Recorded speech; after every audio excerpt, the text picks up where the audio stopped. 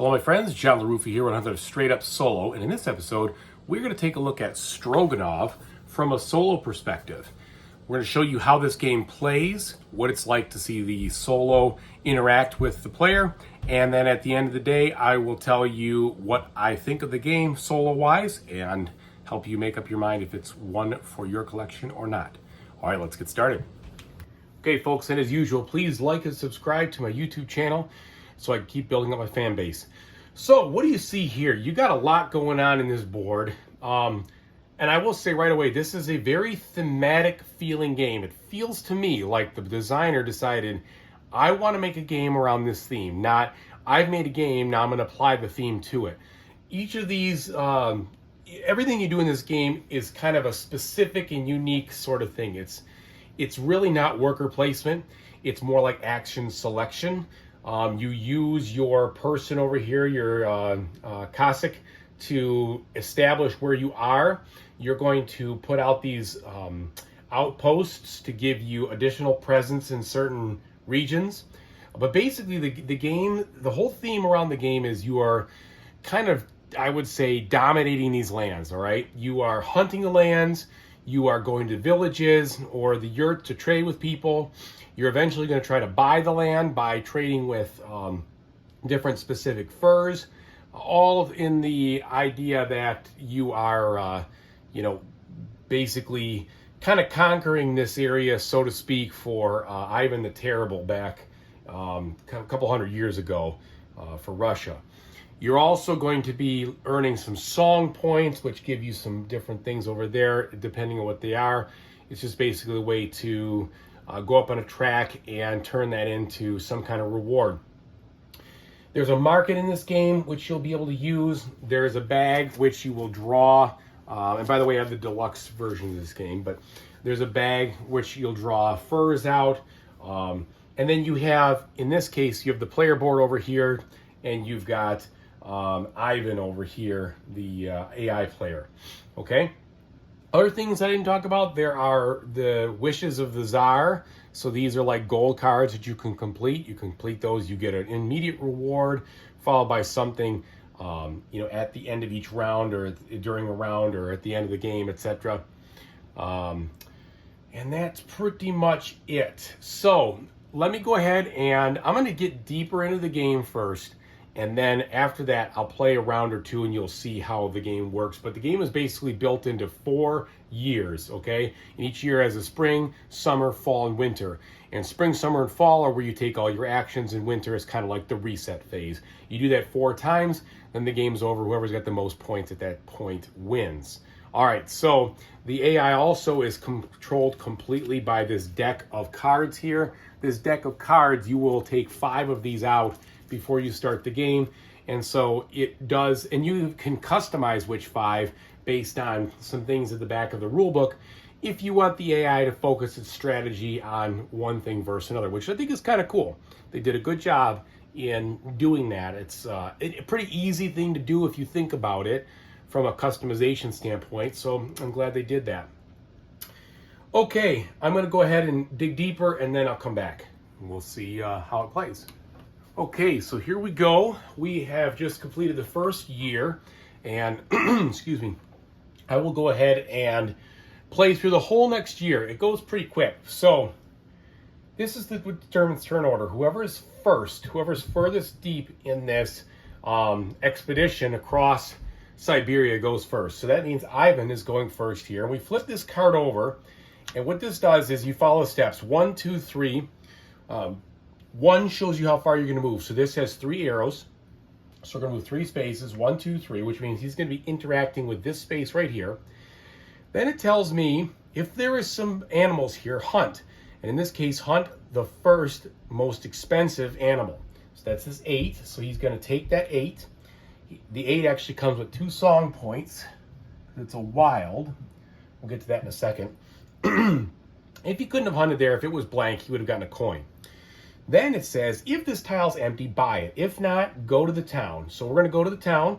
We're going to get one of these horse taming guys that gives you more income on horses, and 4 more horses. But he doesn't collect, he doesn't use horses. As soon as he has 5, he spends them to get 1 victory point. So he's going to spend that 1 horse with the 4 that he would have normally gotten. Got a victory point. Okay, then we come to his final action. What the final action says is, if you can find a way to buy this tile, buy it. So I have to have number 4s to trade, or wilds. Well, I actually have 2 wilds here, being the 8s. And again, these are wild for him. For me, I'd have to put a coin with them. But I can't do that because that would get me there, but I would need 1 more to clear that. So I can't trade over there. Now, could I trade over here? The answer is also no, because there are none over here. I don't have enough 6s. I take it back. Let's see. So nope, still can't do it. So he does not take that additional action. That's his turn. He's finished. I should have moved that to spring. Now it comes to my turn. So one of the major ways that you score points in this game is buying these lands after you clear them. And looking at what I've got over here, I've got a 3, which means that if I could clear up some of these, I might be able to buy them. So it actually makes sense for me to go here, and you're trying to do set collection. You're trying to do sets of 4 of these different landscapes here. In fact, there's 4 different ones right there. If you get that, you score 6 points, I believe, at the end of the game. If you get 3 of them, you get 3 points per set. So I'm going to move 1 space forward. I could use horses to move further if I wanted to go more than 2, but I'm not going to. Now, I have any of these actions I can choose. I can choose to move forward or backward up to 2 spaces, get a coin, get 4 horses, hunt, and spend another coin to hunt again. And that's exactly what I'm going to do. Or I could spend a 2 right here, which I don't have, to go to this market and take 2, I shouldn't say market, go to this trader and take 2 of these actions, even the same one twice. Also, at any time in your turn, you could take any of these auxiliary actions where you spend horses to gather some stuff out of the market. You can fulfill those wish cards that you might have, or you can spend horses and such to kind of like pare down and choose which one you want to do, depending. The rules on that you can look at if you need to. It's irrelevant for what we're trying to accomplish here. So first thing I'm going to do, like I said, I'm going to hunt, but I'm going to hunt twice. So I'm going to spend that coin, and I'm going to hunt twice here. That empties the tile out, which is good, because now for my main action here, I can do the gold action for free, i.e. I don't have to spend anything extra, another matching tile to this spot over here, or if I want to do another basic action, any kind of tile, but I don't have to do that. I have to spend 3 for this to buy it, okay? And that's what this little key over here means. So I'm going to do that right now. I'm going to spend 3. I'm going to spend 2 of these furs at the level 3. They have to be exactly the same level, the number. It's not like greater than or equal in this game. It's exactly the same one. So I do that. I then get this. It gets me 2 points. It also gets me a coin and 3 of the horses. And it gives me another 1 in my set collection, which is what I want. All right. So now we are on to Summer. So we flip his card, see what he's going to do. In the Summer, he's going to go 3 spaces, 1, 2, 3. Then he's going to hunt, and he's going to hunt again on the lowest or the most valuable one. So he gets the 7. Then over here, if he can, he would buy this tile. Well, lo and behold, he actually can buy the tile. Oh, no, I'm sorry. Right here, he will only do it if the tile's empty. So he doesn't do that, but he does go here. And if he had a 4, he would be able to go down in this track. Well, he doesn't, but he does have a wild. So he's going to spend the wild, and it's going to move him down the track. He's going to score 1 more point. Okay, and that's just kind of your trophy track there. Now, unfortunately for him, that means that he's not able to take that final action again because he doesn't have enough 5s. He would need to have 2 5s and an 8 or something like that to do it.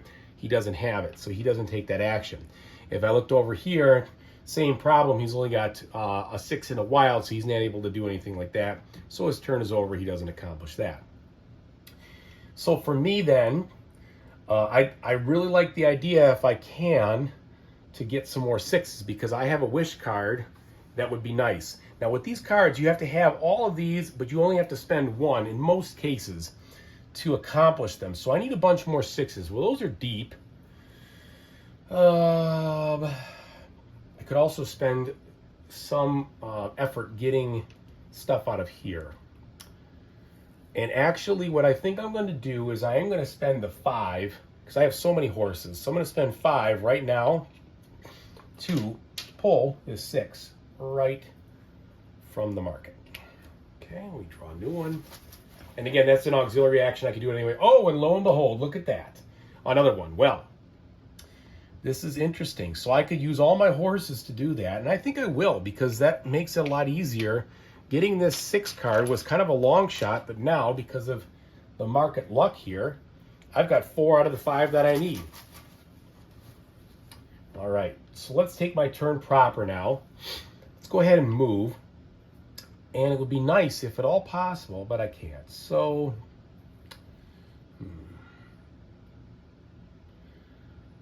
all of those are empty and free for the pickings. But I actually need some more horses, so this is actually going to work out so well. So I'm going to go 1, 2 to move there. I'm going to hunt to get this 2. That way at least I can use him in a future turn over there at the trader spot. It'd be great if I could... Oh, but I can. So I could spend... This is interesting. I could technically get this right now, and I'll show you how I'm going to do it. I can use my 2 coins here to make that 2 and that 7 wild. So... the 2 and the 7 are wild now. I'm going to turn them both into 4s. Trade those in. Get this spot right here.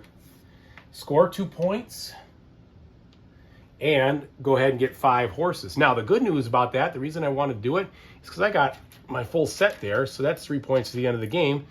And I only need 1 more, and then that would be the 6-pointer. Now, I have an additional action I could spend if I wanted to use one of my 6s to do that, but I'm not doing that because I've worked so hard to get them. So we're done. We're going to go to fall. He is going to flip the card.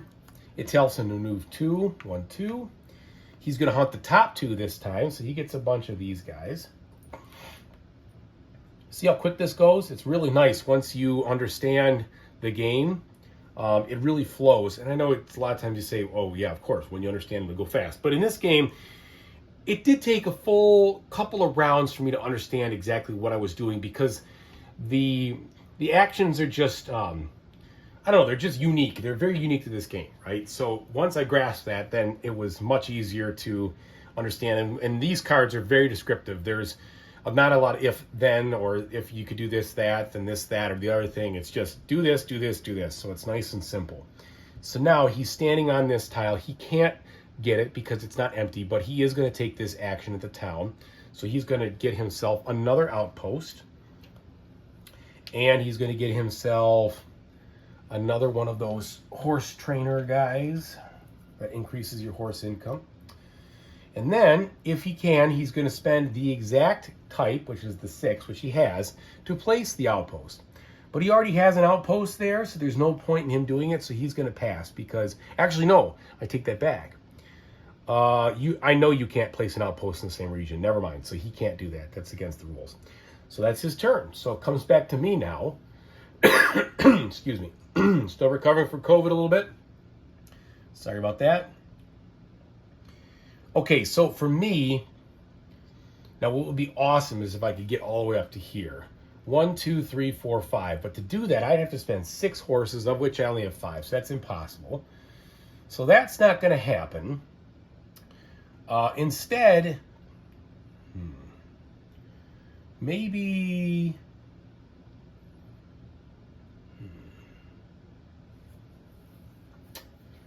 the 4, maybe the 4 for next time. So I'm going to march up here 2 spaces.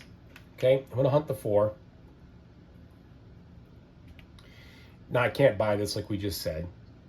But I could either take the town action, but I don't have a 2, so that's useless.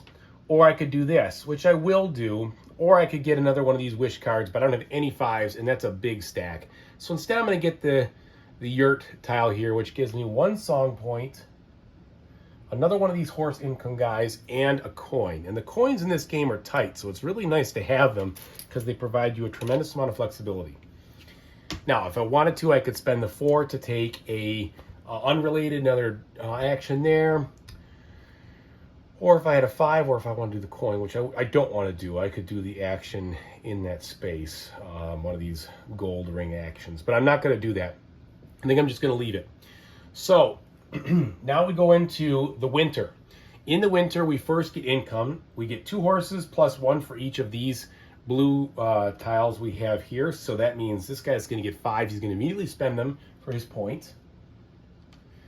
I am going to get 2, plus I have, let's see, 1, 2, 3, 4. So that's 6. So that's 6. I got a lot of horses. And the horses are primarily used to go deeper into the hunting track if you want, instead of having to hunt in order, or move out here or trade at the market. Primarily that's what they're used for. Okay, so we've got that. Now, I get a coin based on this wish card that I've already fulfilled. Then whoever's furthest will get 2 song points, which is Ivan. Whoever's second furthest gets 1, which is me. Then he buys the most expensive one here, which is going to be this. So he buys this for 5. This gives him a bonus action, but Ivan just takes 3 points instead of taking the bonus action in this game. So 3 points it is, Ivan. I'll do it. Well, let me get the 5. 1, 2, 3, 4, 5. I'll buy this for 4. It just gives me an outpost, which is totally okay with me, even though I haven't built one yet. Building outposts is one way you can score points in this game, plus it gives you that presence, which is helpful. All right. Then we move our guys back, keep the turn order, so he's going to still stay to the right. These all slide over. Okay.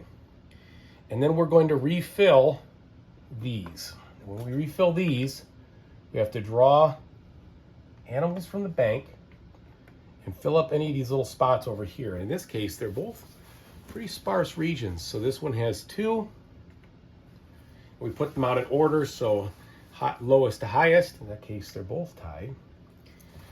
And then over here, we also have 2, and it's going to be a 3 and a 7. Plus, on the very back spot, we do add a tiger, which counts as 2 points at the end of the game, or is a wild, and it's also the biggest one.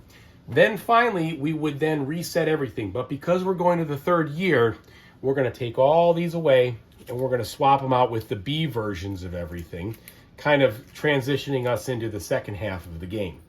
Now, I'm not going to sit here and do that in front of you, but you can see the way the game flows and how quick, actually, it is, depending on, your grasp of everything.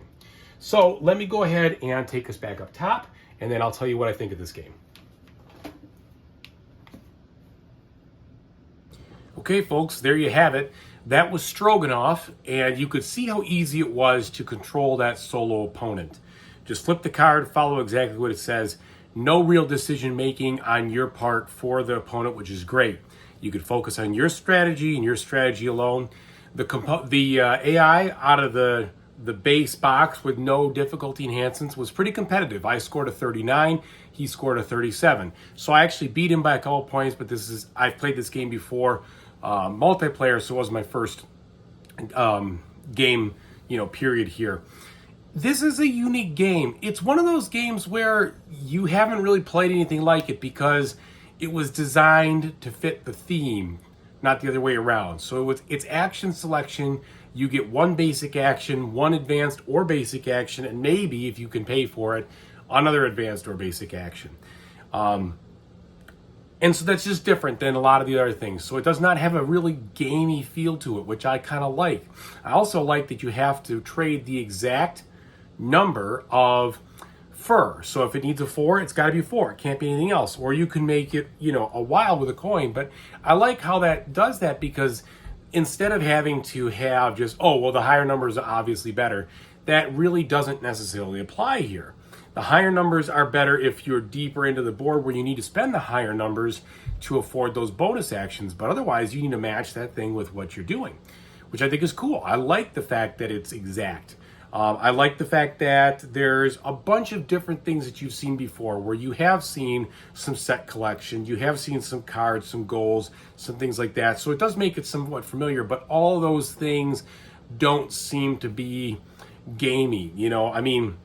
When you're conquering the land, or taking occupancy of the land, or however you want to look at it, that was historically what was happening here. Set collection makes sense to be able to help you score it, but each of those land tiles, gives you some different things, which I like. Overall, it's just a very unique game, and I think that's fun to have something unique, because when it comes to these kinds of Euro games that you see behind me, right, I've played a lot of them, so I always like finding something that's new. I also like the fact that the solo is very easy to accomplish because the cards are very straightforward. And it was a very quick game. Solo-wise, the box says 90 minutes. No way. This is definitely a 45-minute game for a solo experience for sure, I would say. Now, one thing I will say is the game is very fiddly. All right, so if you hate fiddly, you're going to kind of be annoyed a little bit about this because you're constantly pulling things out of the bag and pulling things off the board and putting them back on the board and organizing them in order, etc. So it's got a fiddly aspect. There's no doubt about it. That's all right for me. I don't mind so much, but I could see that as being a potential negative for people who don't like that. Also, I would say there is no real catch-up mechanism that I have seen. So if you get behind, you're not going to be able to springboard back up. You need to be paying attention. You need to be maximizing your effort. So if you start to, miss on certain things, those things are going to sting. That being said, again, it's not a very long game. 45 minutes, I think, is the mean play time that I would assign to this thing from a solo perspective. So, yeah, if you're going to get clobbered, you're going to get clobbered. But it will be over somewhat soon. That being also, I keep saying that being said. But in addition to that, I don't think that you get behind in this game because it's not an engine building game, so to speak. So it's not like, oops, mistakes in the beginning are really going to cost me later because I'm never going to be able to speed my engine back up. There really isn't any of that engine kind of aspect here. You can recover by just making better moves later on, but you have to make those better moves. There's nothing there to really, propel you forward. So overall, I really like this game. This was a very unknown theme to me. It was an unknown situation. I picked it up because it looked unique, and I was right about that. And the solo aspect makes it great, makes it very easy to play by myself. It's not a bad game multiplayer either. But solo, you get the full experience as far as I'm concerned, because the solo player takes exactly the same type of moves that you'd be taking and clears the board and moves the board around and scores in a very natural way. So I really like that. They did a great job also allowing you to customize the cards, and they did add a couple of things in the rule book if you want to up the difficulty. So for instance, you can say whenever he doesn't have the right fur to fully perform his additional action, he gains a coin instead. So that would have been definitely helpful because he did miss a couple of his actions, like you saw on my card, on my playthrough. So maybe I would add that one again and see how that changes things, because it would bolster that. Overall, really like the game. I hope this was informative for you. Whatever you play in the future, I hope you have a fantastic time doing it. Thank you everybody for watching. Until next time, take it easy.